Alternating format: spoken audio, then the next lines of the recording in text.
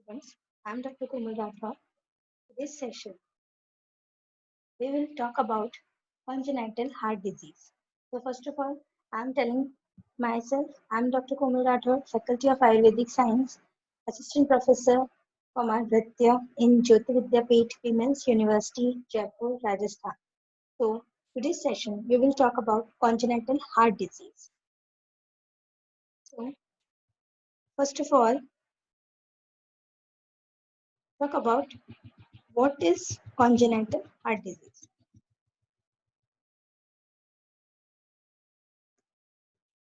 Abnormalities of the heart and great vessels since birth is called congenital heart disease. Incidence higher in premature infants. Faulty embryogenesis during 3 to 8 weeks of intrauterine life. Causes unknown. Genetic and causes first unknown. Genetic or environmental causes. Rubella infections. Drug drinking during pregnancy by mother.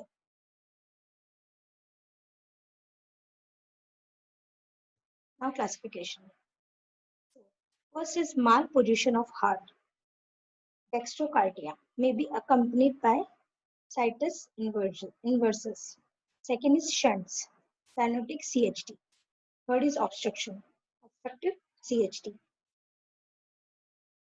Classification में जो first mall position of heart means heart का अपनी proper जगह जो कि होनी चाहिए वहां ना होकर अपनी दूसरी जगह शिफ्ट हो जाना, ये भी एक तरह से कॉन्जेनाइटल हार्ट डिजीज को बताता है. शंटिंग मींस कि कहीं पे भी किसी प्रकार का मतलब कि होल हो जाना, चाहे वो एट्रियम में हो चाहे वेंट्रिकल्स में हो, तो इस प्रकार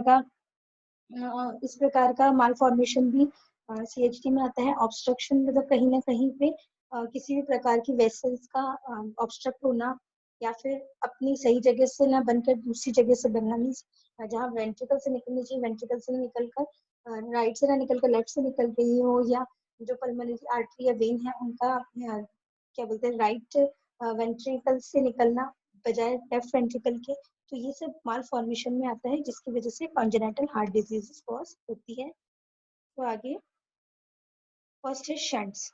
shunts is left to right shunts, acyanotic और late cyanotic group. Cyanosis month और ईयर आफ्टर बर्थ.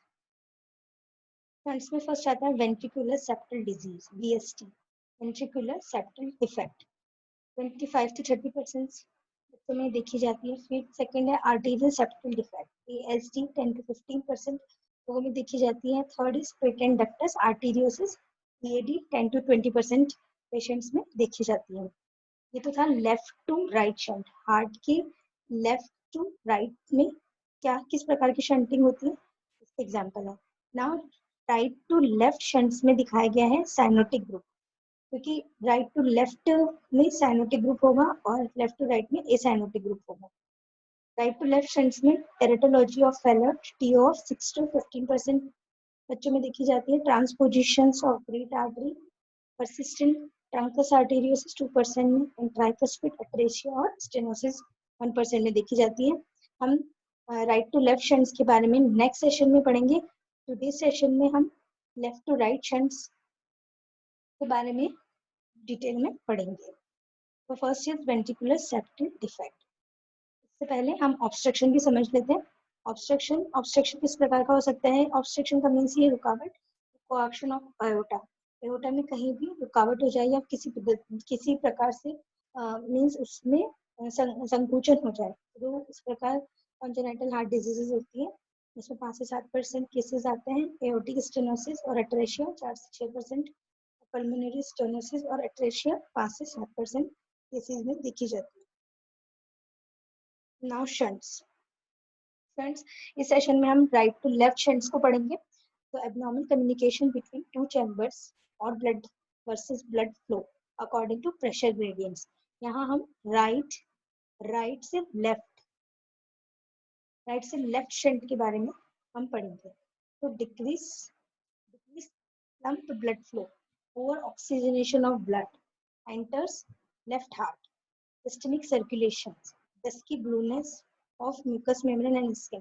साइनोसिस हो जाता है इसमें क्योंकि जो कि बॉडी का जो राइट साइड होता है उसमें इम्प्योर ब्लड होता है, तो अगर वहाँ पे शंटिंग डिफेक्ट हो जाएगा तो राइट से लेफ्ट में सीधा पुअर ऑक्सीजनेटेड मतलब ऑक्सीजनेटेड फ्रेश या शुद्ध ब्लड ऑक्सीजनेटेड ब्लड नहीं होगा, वो डीऑक्सीजनेटेड होगा, जिसकी वजह से पूरी पूरी बॉडी में वो सिस्टमिक सर्कुलेशन में फैल जाएगा और डस्ट की ब्लूनेस दिखेगी म्यूकस मेम्ब्रेन और स्किन पे, इसे साइनोसिस कहते हैं।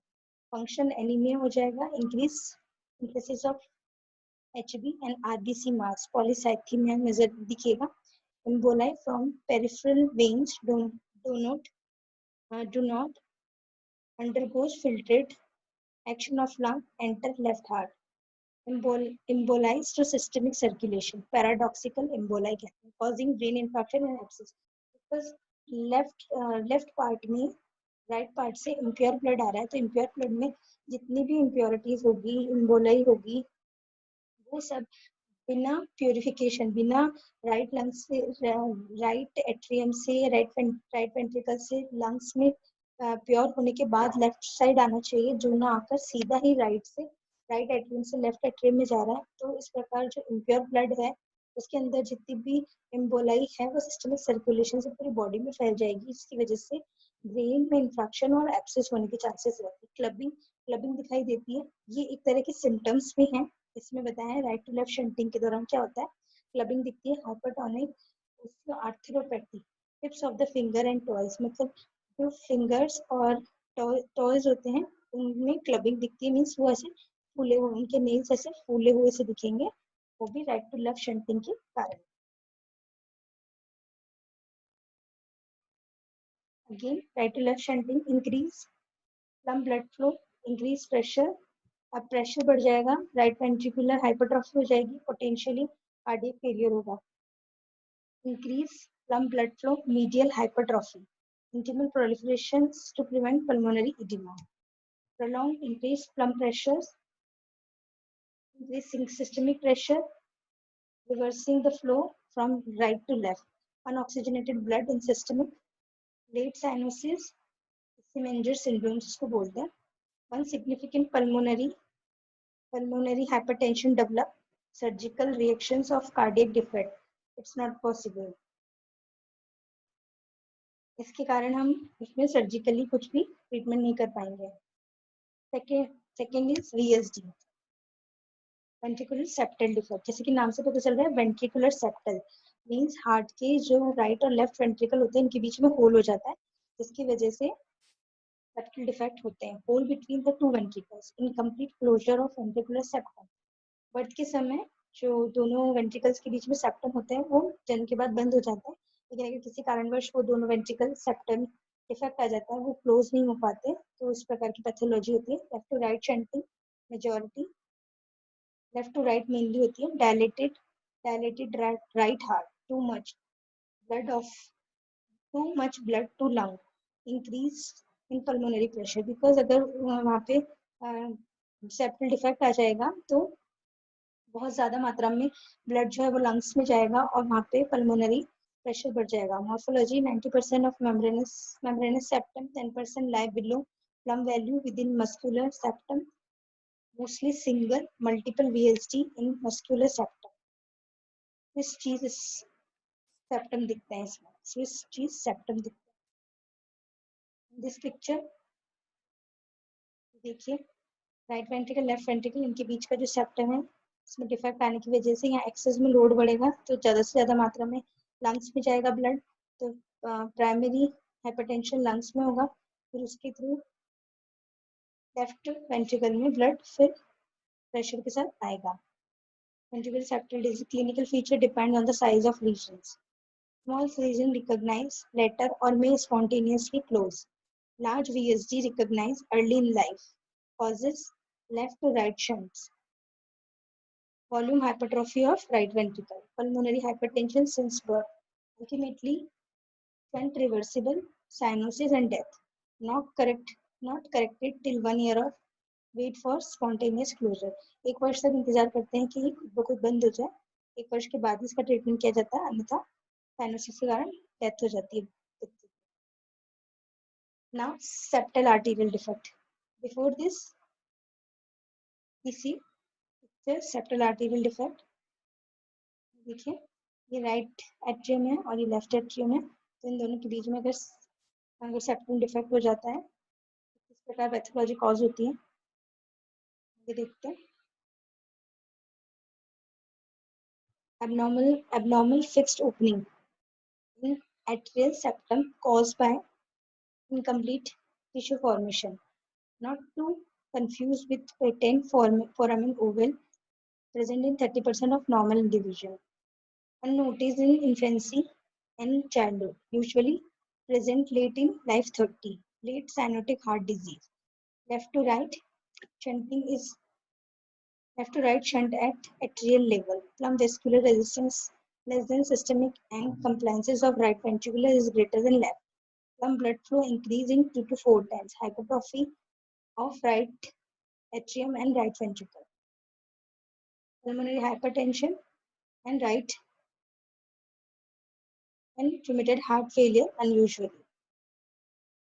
Morphology 3 type according to location. Succeedum arterial septal disease 90%. Deficient or fenestrate oval fossa near center of septum. Primary ASD occur adjacent to atrial ventricular wall. Sinus venosus near entrance of superior vena cava. Arterioventricular septal disease, ये भी इसकी वजह से defect cause करता है।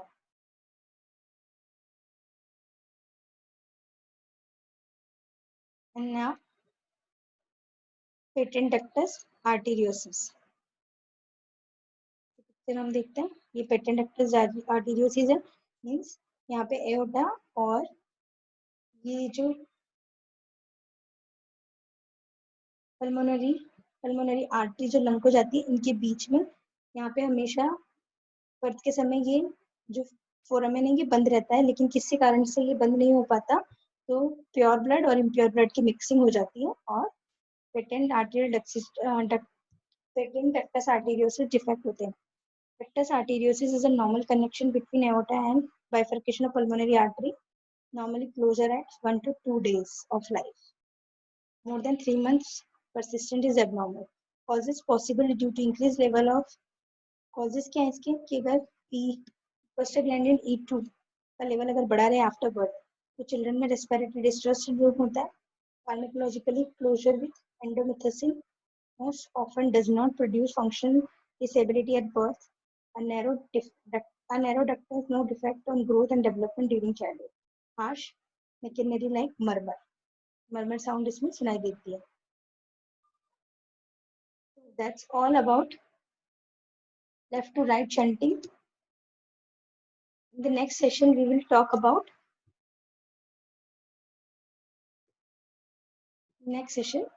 हम इसके आगे पढ़ेंगे congenital heart disease में। अभी के सेशन में हमने सिर्फ और सिर्फ लेफ्ट टू राइट शंट को पढ़ा है, जिसके अंदर वेंट्रिकुलर सेप्टल डिफेक्ट है, आर्टेरियल सेप्टल डिफेक्ट और पेटेंट डक्टस आर्टेरियोसिस आए। अब हम जब नेक्स्ट सेशन करेंगे उसमें हम राइट टू लेफ्ट शंटिंग को पढ़ेंगे, जो कि साइनोटिक ग्रुप में आता है। इसके आगे की जानकारी हमें नेक्स्ट सेशन में मिलेगी। अभी सेशन को यहीं पे क्लोज करते हैं। होप आपको ये वीडियो समझ आया होगा और आपके लिए बेनिफिशियल होगा।